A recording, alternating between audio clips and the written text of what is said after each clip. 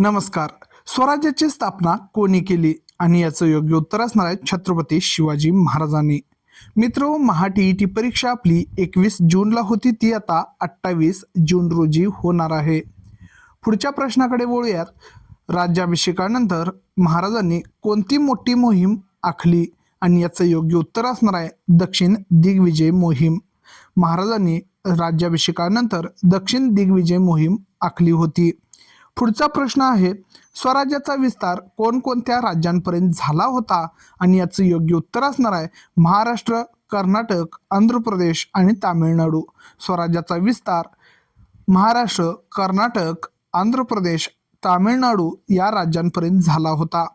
पुढचा प्रश्न आहे, राज्यकारभाराच्या सोयीसाठी महाराजांनी कशाची नियुक्ती केली आणि याचं योग्य उत्तर असणार आहे अष्टप्रधान मंडळाची. स्वराज्याच्या राज्यकारभाराच्या सोयीसाठी छत्रपती शिवाजी महाराजांनी अष्टप्रधान मंडळाची नियुक्ती केली होती. पुढचा प्रश्न आहे, अष्टप्रधान मंडळातील प्रमुखांची निवड कोणत्या निकषाद्वारे केली जाते किंवा निकषावर केली जात होती आणि बरोबर उत्तर असणार आहे गुण आणि कर्तृत्व पाहून. बघा, छत्रपती शिवाजी महाराजांच्या काळात अष्टप्रधान मंडळातील प्रमुखांची निवड ही गुण आणि कर्तृत्व पाहून केली जात असायची. पुढचा प्रश्न आहे, अष्टप्रधान मंडळातील मंत्र्यांना मोबदला म्हणून काय दिले जात असे आणि याचं योग्य उत्तर आहे रोख पगार, म्हणजे त्यामध्ये इनामे, वतने किंवा जहागिरी दिल्या जात नसत आणि रोख पगार दिला जात असे. अष्टप्रधान मंडळातील मंत्र्यांना मोबदला म्हणून रोख पगार दिला जात असे. त्यांना इनामे, वतने किंवा जहागिरी दिल्या जात नसायच्या. पुढच्या प्रश्नाकडे वळूयात. अष्टप्रधान मंडळात प्रधान म्हणून कोणाची नियुक्ती केली होती आणि याचं योग्य उत्तर असणार आहे मोरो त्रिंबक पिंगळे. बघा, अष्टप्रधान मंडळात प्रधान म्हणून मोरो त्रिंबक पिंगळे यांची नियुक्ती केली होती. पुढच्या प्रश्नाकडे वळूयात. रामचंद्र नीलकंठ मुजुमदार यांच्याकडे कोणते पद होते आणि याचं बरोबर उत्तर असणार आहे अमात्य, म्हणजेच राज्याचा जमा खर्च पाहण्याचं काम रामचंद्र नीलकंठ मुजुमदार यांच्याकडे होतं. पुढचा प्रश्न आहे, सरकारी आज्ञापत्रे तयार करण्याचे काम कोणाचे होते आणि याचं योग्य उत्तर असणार आहे अण्णाजी दत्तो, म्हणजे ते सचिव होते. सरकारी आज्ञापत्रे तयार करण्याचे काम अण्णाजी दत्तो यांच्याकडे होते. पुढचा प्रश्न आहे, सुमंत या पदावर असलेल्या रामचंद्र त्रिंबक डबीर यांचे मुख्य काम काय होते आणि याचं योग्य उत्तर असणार आहे परराज्याशी संबंध ठेवणे. सुमंत या पदावर असलेले रामचंद्र त्रिंबक डबीर यांचं मुख्य काम परराज्याशी संबंध ठेवणे होते. पुढच्या प्रश्नाकडे वळूयात. लष्करी व्यवस्थेची आणि राज्य रक्षणाची जबाबदारी कोणाकडे होती आणि याचं योग्य उत्तर असणार आहे हंबीरराव मोहिते सेनापती.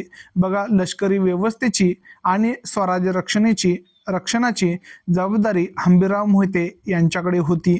पुढचा प्रश्न आहे, स्वराज्यातील शेती महसूल व्यवस्थेची जबाबदारी महाराजांनी कोणावर सोपवली होती आणि याचं योग्य उत्तर असणार आहे अण्णाजी दत्तो. बघा, स्वराज्यातील शेती महसूल व्यवस्थेची जबाबदारी महाराजांनी अण्णाजी दत्तो यांच्याकडे सोपवली होती. पुढचा प्रश्न आहे, दुष्काळ किंवा अतिवृष्टीच्या काळात शेतकऱ्यांना कोणती सवलत दिली जाई आणि याचं योग्य उत्तर असणार आहे शेतसारा व इतर करांमध्ये सूट दिली जाई. दुष्काळ आणि अतिवृष्टीच्या काळात शेतकऱ्यांना शेतसारा आणि इतर करांमध्ये सूट दिली जात असायची. पुढचा प्रश्न आहे, संकटाच्या काळात शेतकऱ्यांना शेतीसाठी काय पुरवण्याची आज्ञा महाराजांनी दिली होती आणि याचं योग्य उत्तर असणार आहे बैलजोड्या, नांगर आणि पेरणीसाठी चांगले बी बियाणे.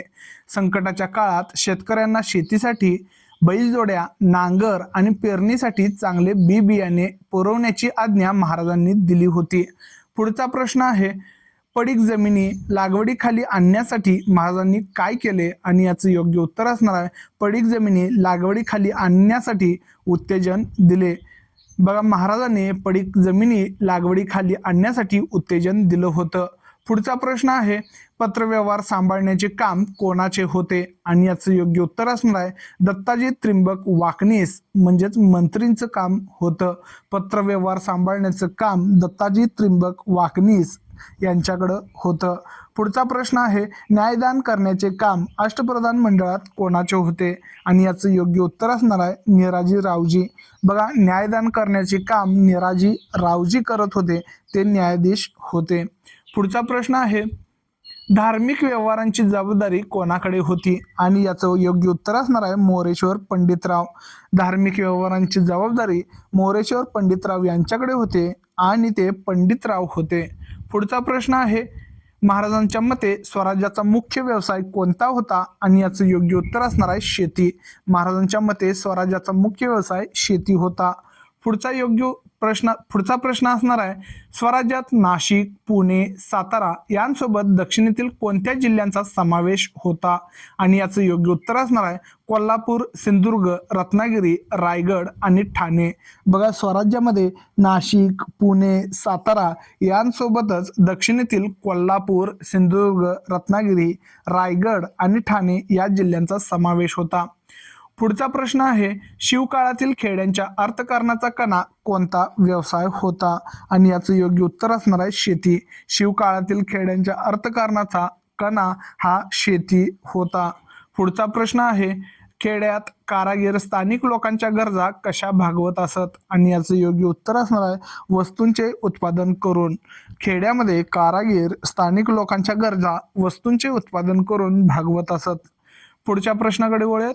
शेतकरी आपल्या उत्पन्नातील जो वाटा कारागिरांना देत त्यास काय म्हटले जाई आणि याचं योग्य उत्तर असणार आहे बलूत. बघा शेतकरी आपल्या उत्पन्नातील वाटा कारागिरांना देत असत आणि त्याला बलूत असं म्हटलं जाई. पुढचा प्रश्न आहे साहुकार म्हणजे राज्याची व राजश्रीची शोभा हे वर्णन कोणत्या ग्रंथातील आहे तर याचं योग्य उत्तर असणार आहे आज्ञापत्र. साहुकार म्हणजे राज्याची आणि राजश्रींची शोभा हे वर्णन आज्ञापत्र या ग्रंथातील आहे. पुढचा प्रश्न आहे महाराजांनी कोकणातील कोणत्या उद्योगाला संरक्षण दिले आणि याचं योग्य उत्तर असणार आहे मिठाच्या उद्योगाला. महाराजांनी मिठाच्या उद्योगाला कोकणातील हा उद्योग होता आणि याला संरक्षण दिलं होतं. पुढचा प्रश्न आहे परकीय मिठाच्या आयातीवर महाराजांनी मोठी जकात का बसवली आणि याचं योग्य उत्तर असणार आहे स्थानिक मिठाची विक्री वाढावी आणि आयात केलेले मीठ महाग व्हावे या उद्देशाने. बघा महाराजांनी परकीय मिठाच्या आयातीवर मोठा जकात बसवला होता आणि त्याच्या मागे धोरण जे होतं ते म्हणजे स्थानिक मिठाची विक्री वाढावी आणि आयात केलेले मीठ महाग व्हावे या उद्देशाने. पुढचा प्रश्न आहे महाराजांच्या लष्करी व्यवस्थेचे मुख्य दोन भाग कोणते होते आणि याचं योग्य उत्तर असणार आहे पायदळ आणि घोडदळ. महाराजांच्या लष्करी व्यवस्थेचे दोन मुख्य भाग पायदळ आणि घोडदळ होतं. पुढचा प्रश्न आहे पायदळातील सर्वोच्च अधिकाऱ्यास काय म्हणत असत आणि याचं योग्य उत्तर आहे सरनोबत. पायदळातील सर्वोच्च अधिकाऱ्यास सरनोबत असं म्हटलं जात असायचं. पुढचा प्रश्न आहे घोडदळातील दोन प्रकारचे घोडेस्वार कोणते होते आणि याचं योग्य उत्तर असणार आहे शिलेदार आणि बारगीर. बघा घोडदळातील दोन प्रकारचे घोडेस्वार असायचे आणि त्यामध्ये शिलेदार आणि बारगीर असे दोन प्रकार होते. पुढचा प्रश्न आहे शिलेदार आणि बारगीर यांच्यातील मुख्य फरक काय होता आणि याचं योग्य उत्तर असणार आहे शिलेदाराकडे स्वतःचा घोडा आणि शस्त्रे असत तर बारगीराला सरकारकडून घोडा व शस्त्रे दिली जात असत.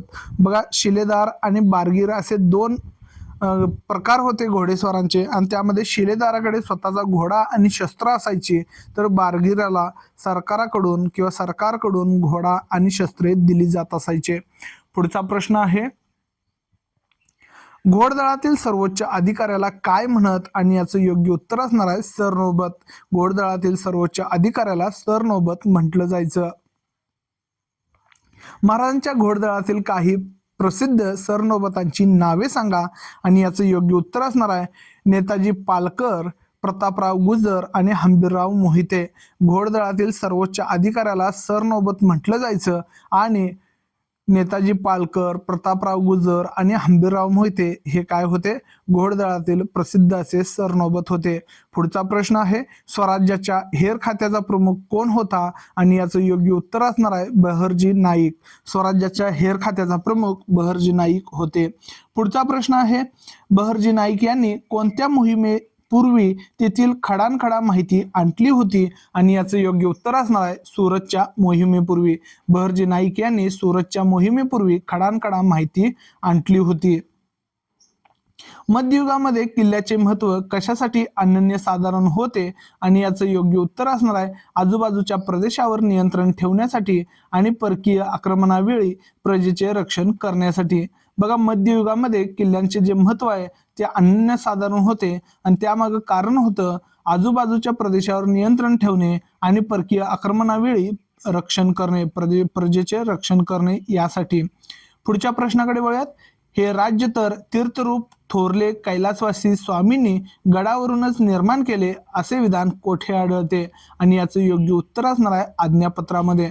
आज्ञापत्रामध्ये हे राज्य तर तीर्थरूप थोरले कैलासवासी स्वामींनी गडावरूनच निर्माण केले असे विधान आढळते. पुढच्या प्रश्नाकडे वळूयात. किल्ल्यावर कोणत्या गोष्टींचा साठा केला जात असे? आणि याचं योग्य उत्तर असणार आहे अन्नधान्य, उद्योगोपयोगी साहित्य आणि दारुगोळा. बघा, किल्ल्यावर अन्नधान्य, उद्योगोपयोगी साहित्य आणि दारुगोळ्याचा साठा केला जात असायचा. पुढच्या प्रश्नाकडे वळूयात. स्वराज्यातील खेड्यांना स्वयंपूर्ण का म्हटले जात असे? आणि याचं योग्य उत्तर असणार आहे कारण स्थानिक कारागीर गावातील लोकांच्या सर्व गरजा गावातच भागवत असत. स्थानिक कारागीर गावातील लोकांच्या गरजा भागवल्यामुळे स्वराज्यातील खेड्यांना स्वयंपूर्ण म्हटले जात असायचे. पुढच्या प्रश्नाकडे वळूयात. पायदळात कोणत्या श्रेणीचे अधिकारी होते? आणि याचं योग्य उत्तर असणार आहे हवालदार आणि जुमलेदार. बघा, पायदळामध्ये हवालदार आणि जुमलेदार हे अधिकारी होते. पुढचा प्रश्न आहे, महाराजांनी व्यापाराकडे पाहण्याचा दृष्टिकोन कोणता ठेवला होता? आणि याचं योग्य उत्तर असणार आहे व्यापारी म्हणजे राज्याची शोभा असून त्यांच्यामुळं संपत्तीत भर पडते असा त्यांचा सकारात्मक दृष्टिकोन होता. महाराजांनी व्यापाऱ्यांकडे पाहण्याचा हा सकारात्मक दृष्टिकोन ठेवला होता. ते म्हणायचे व्यापारी म्हणजे राज्याची शोभा असून त्यांच्यामुळे संपत्तीत भर पडते. पुढचा प्रश्न आहे, स्वराज्यामध्ये एकूण किती किल्ले होते? आणि याचं योग्य उत्तर असणार आहे 300. बघा, सुमारे 300 किल्ले स्वराज्यामध्ये होते. पुढच्या प्रश्नाकडे वळूयात. महाराजांनी बांधलेल्या काही प्रमुख डोंगरी किल्ल्यांची नावे सांगा. यामध्ये योग्य उत्तर असणार आहे राजगड, प्रतापगड, पावनगड. महाराजांनी बांधलेल्या प्रमुख डोंगरी किल्ल्यांची नावं आहेत राजगड, प्रतापगड आणि पावनगड. पुढच्या प्रश्नाकडे वळूयात. किल्ल्यावर कोणते महत्वाचे अधिकारी असत? आणि याचं योग्य उत्तर असणार आहे किल्लेदार, सबनीस आणि कारखानीस. बघा, किल्ल्यावर किल्लेदार, सबनीस आणि कारखानीस असे अधिकारी असायचे. पुढचा प्रश्न आहे, धान्याची कोठी आणि युद्ध साहित्याची व्यवस्था पाहण्याची जबाबदारी कोणाची होती? आणि याचं योग्य उत्तर आहे कारखानेस. धान्याची कोठी आणि युद्ध साहित्याची व्यवस्था पाहण्याची जबाबदारी कारखानीस यांच्यावर होती. पुढचा प्रश्न आहे, छत्रपती संभाजी महाराजांनी कोणत्या ग्रंथात शिवरायांच्या दुर्ग निर्मितीचे वर्णन केले आहे? आणि याचं योग्य उत्तर असणार आहे बुधभूषण या ग्रंथामध्ये. बुधभूषण या ग्रंथामध्ये छत्रपती संभाजी महाराजांनी दुर्ग निर्मितीचे वर्णन केलेले आहे. पुढचा प्रश्न आहे, महाराजांच्या मते किल्ल्याचा मुख्य उद्देश काय होता? आणि याचं योग्य उत्तर असणार आहे पृथ्वीचे रक्षण करणे. बघा, किल्ल्याचा मुख्य उद्देश पृथ्वीचे रक्षण करणे असा होता. पुढचा प्रश्न आहे, कोकणातील मालवण जवळ असलेला उत्कृष्ट सागरी किल्ला कोणता? आणि याचं योग्य उत्तर असणार आहे सिंधुदुर्ग. कोकणातील मालवण जवळ असलेला उत्कृष्ट सागरी किल्ला हा सिंधुदुर्ग होता. पुढचा प्रश्न आहे, सिंधुदुर्ग किल्ल्याच्या पायाभरणीसाठी महाराजांनी काय ओतण्याची व्यवस्था केली होती? आणि याचं योग्य उत्तर असणार आहे 5 खंडी शिसे. बघा, सिंधुदुर्ग किल्ल्याच्या पायाभरणीसाठी महाराजांनी 5 खंडी शिसे ओतण्याची व्यवस्था केली होती. पुढच्या प्रश्नाकडे वळूयात. जंजिराच्या सिद्धीला शह देण्यासाठी महाराजांनी कोणता सागरी किल्ला बांधला? आणि याचं योग्य उत्तर असणार आहे पद्मदुर्ग. बघा, जंजिराच्या सिद्धीला तह देण्यासाठी महाराजांनी पद्मदुर्ग हा किल्ला बांधला होता. पुढचा प्रश्न आहे, पद्मदुर्ग वसवून राजपुरीच्या उरावरी दुसरी राजपुरी केली असे विधान महाराजांनी कशात केले आहे? आणि याचं योग्य उत्तर असणार आहे आपल्या एका पत्रामध्ये. बघा, पद्मदुर्ग वसवून राजपुरीच्या उरावरती दुसरी राजपुरी केली असे विधान छत्रपती शिवाजी महाराजांनी आपल्या एका पत्रात केले आहे.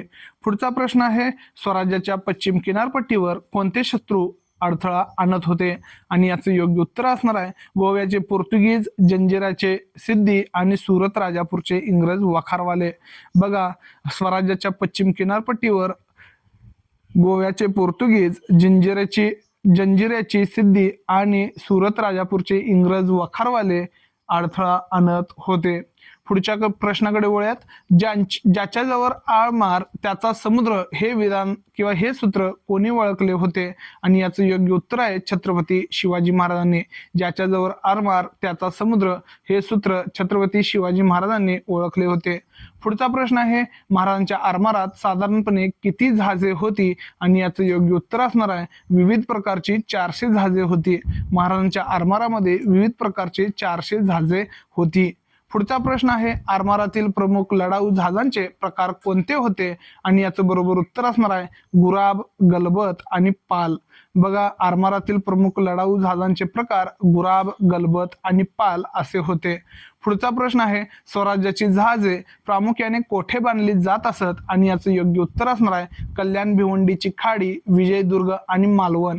बघा, स्वराज्याची जहाजे प्रामुख्याने कल्याण भिवंडीची खाडी आणि विजयदुर्ग आणि मालवण येथे बांधली जात असायची. पुढचा प्रश्न आहे, शिवरायांच्या आरमाराचे प्रमुख अधिकारी कोण होते? आणि याचं योग्य उत्तर असणार आहे मायनाक भंडारी आणि दौलत खान. शिवरायांच्या आरमाराचे प्रमुख मायनाक भंडारी आणि दौलत खान होते. पुढच्या प्रश्नाकडे वळूयात. भारताच्या पश्चिम किनारपट्टीचे रक्षण करण्यासाठी महाराजांनी कशाची उभारणी केली? आणि याचं योग्य उत्तर असणार आहे आरमाराची. भारताच्या पश्चिम किनारपट्टीचे रक्षण करण्यासाठी महाराजांनी आरमाराची उभारणी केली. पुढच्या प्रश्नाकडे वळूयात. सागरी किल्ल्यांना दुसऱ्या कोणत्या नावाने ओळखले जाते? आणि याचं योग्य उत्तर असणार आहे जलदुर्ग. सागरी किल्ल्यांना जलदुर्ग या नावाने ओळखले जाते. पुढचा प्रश्न आहे, रायरीच्या किल्ल्याचे महत्त्व सांगताना छत्रपती संभाजी महाराजांनी शिवरायांचे उल्लेख काय केला होता? रायरीच्या किल्ल्याचे महत्त्व सांगताना संभाजी महाराजांनी शिवरायांचा उल्लेख ते विजयी आणि सर्व राजांमध्ये अग्रेसर असे राजे असा केला होता. बघा, संभाजी महाराजांनी शिवरायांचा उल्लेख रायरीच्या किल्ल्याचे महत्त्व सांगताना केला होता आणि ते लिहितात ते विजयी आणि सर्व राजांमध्ये अग्रेसर असे राजे असे त्यांनी उल्लेख केलेला आहे. पुढचा प्रश्न आहे, किल्ल्याच्या बांधणी आणि दुरुस्तीसाठी महाराजांनी कोणता दृष्टिकोन ठेवला होता? आणि याचं योग्य उत्तर असणार आहे त्यांनी या कामासाठी मोठा खर्च करून किल्ले भक्कम करण्यावर भर दिला. बघा, किल्ल्याच्या बांधणी आणि दुरुस्तीसाठी महाराजांनी मोठा खर्च केलेला आहे या कामासाठी आणि किल्ले भक्कम करण्यावर भर दिलेला आहे. पुढचा प्रश्न आहे, महाराजांच्या कार्याचा मुख्य उद्देश काय होता? आणि याचं योग्य उत्तर असणार आहे प्रजेला स्वतंत्र बनवणे हा त्यांचा मुख्य उद्देश होता. महाराजांच्या कार्याचा मुख्य उद्देश प्रजेला स्वतंत्र बनवणे असा होता. पुढचा प्रश्न आहे, स्वराज्याच्या राजकारभारावरून महाराजांचे कोणते रूप स्पष्ट होते? आणि याचं योग्य उत्तर असणार आहे महाराज केवळ सत्ताधीश नव्हते तर ते एक प्रजाहित दक्ष राज्यकर्ता होते. महाराज केवळ सत्ताधीश नव्हते तर ते एक प्रजाहित दक्ष राज्यकर्ता होते. पुढचा प्रश्न आहे, 8 खात्यांच्या मंडळाला काय म्हटले जाई? आणि याचं योग्य उत्तर असणार आहे अष्टप्रधान मंडळ. 8 खात्यांच्या मंडळाला अष्टप्रधान मंडळ म्हटलं जात असायचं. पुढचा प्रश्न आहे, बहरजी नाईक हे कोणत्या खात्याचे हेर होते किंवा प्रमुख होते? बहरजी नाईक हे हेर खात्याचे प्रमुख होते. प्रश्न थोडासा चुकला, मात्र बहरजी नाईक हे हेर खात्याचे प्रमुख होते. पुढच्या प्रश्नाकडे वळूयात. मालवण जवळ महाराजांनी कोणता जलदुर्ग बांधला? आणि याचं योग्य उत्तर असणार आहे किल्ले सिंधुदुर्ग. मालवण जवळ महाराजांनी किल्ले सिंधुदुर्ग हा जलदुर्ग बांधलेला आहे. पुढच्या प्रश्नाकडे वळूया. किल्ल्यावर युद्ध साहित्याची व्यवस्था पाहणाऱ्या अधिकाऱ्याला काय म्हणत? आणि याचं योग्य उत्तर असणार आहे कारखानेस. किल्ल्यावर युद्ध साहित्याची व्यवस्था पाहणाऱ्या अधिकाऱ्याला कारखानेस असं म्हटलं जाईल. पुढचा प्रश्न आहे, महाराजांनी अष्टप्रधान मंडळाची स्थापना का केली आणि याचं योग्य उत्तर असणार आहे राज्यकारभाराच्या सोयीसाठी आणि कामाची विभागणी करण्यासाठी. महाराजांनी अष्टप्रधान मंडळाची स्थापना राज्यकारभाराच्या सोयीसाठी आणि कामाची विभागणी करण्यासाठी केली होती. महाराजांनी आरमार का उभे केले आणि याचे योग्य उत्तर असणार आहे स्वराज्याच्या पश्चिम किनारपट्टीचे रक्षण करण्यासाठी आणि शत्रूंना पायबंद घालण्यासाठी. बघा, महाराजांनी आरमार उभे करण्यामागे हे मुख्य कारण होतं स्वराज्याच्या पश्चिम किनारपट्टीचे रक्षण करण्यासाठी आणि शत्रूंना पायबंद घालण्यासाठी. पुढचा प्रश्न आहे, लष्करी व्यवस्थेचे प्रमुख 2 विभाग कोणते होते आणि याचं योग्य उत्तर असणार आहे पायदळ आणि घोडदळ. लष्करी व्यवस्थेचे प्रमुख 2 विभाग पायदळ आणि घोडदळ होतं. पुढचा प्रश्न आहे, पायदळातील अधिकाऱ्यांची श्रेणी कशी होती आणि याचं योग्य उत्तर असणार आहे हवालदार आणि जुमलेदार. पायदळातील अधिकाऱ्यांची श्रेणी हवालदार आणि जुमलेदार होती. पुढचा प्रश्न आहे, घोडदळातील सैनिकांचे 2 प्रकार कोणते आणि याचं योग्य उत्तर असणार आहे शिलेदार आणि बारगीर. बघा, घोडदळातील सैनिकांचे 2 प्रकार शिलेदार आणि बारगीर असं होतं. पुढचा प्रश्न आहे, साहुकार या शब्दाचा अर्थ शिवकाळात काय होता आणि याचं योग्य उत्तर आहे व्यापारी. साहुकार या शब्दाचा शिवकाळात अर्थ व्यापारी असा होता. पुढचा प्रश्न आहे, महाराजांनी कोणत्या परकीय सत्तेवरून येणाऱ्या मिठावर मोठी जकात बसवली आणि याचं योग्य उत्तर आहे पोर्तुगीज. महाराजांनी पोर्तुगीज या परकीय सत्तेकडून येणाऱ्या मिठावर मोठी जकात बसवली होती. पुढचा प्रश्न आहे, स्वराज्याच्या आरमाराचे प्रमुख अधिकारी कोण होते आणि याचं योग्य उत्तर असणार आहे मायनाक भंडारी आणि दौलत खान. स्वराज्याच्या आरमाराचे प्रमुख अधिकारी मायनाक भंडारी आणि दौलत खान होते.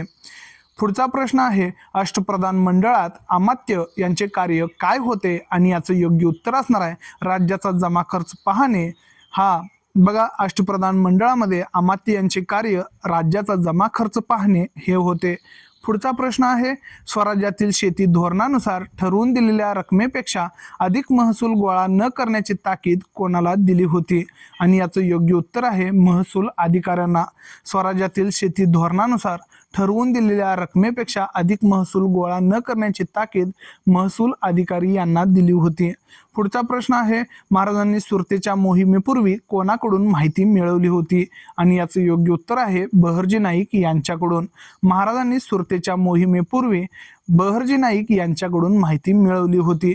ज्याच्याजवळ आरमार त्याचा समुद्र हे धोरण कोणी अवलंबले आणि याचं योग्य उत्तर आहे छत्रपती शिवाजी महाराजांनी.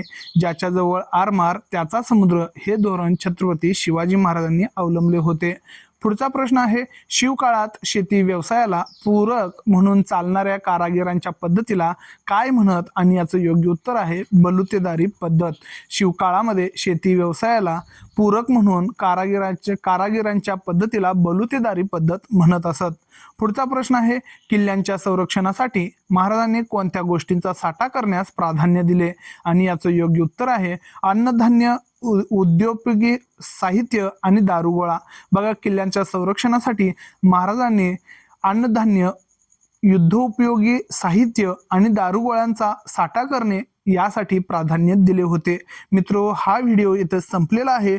हा व्हिडिओ तुम्हाला कसा वाटला हे नक्की कमेंट करा आणि अशाच व्हिडिओसाठी माझ्या चॅनलला सबस्क्राईब करा.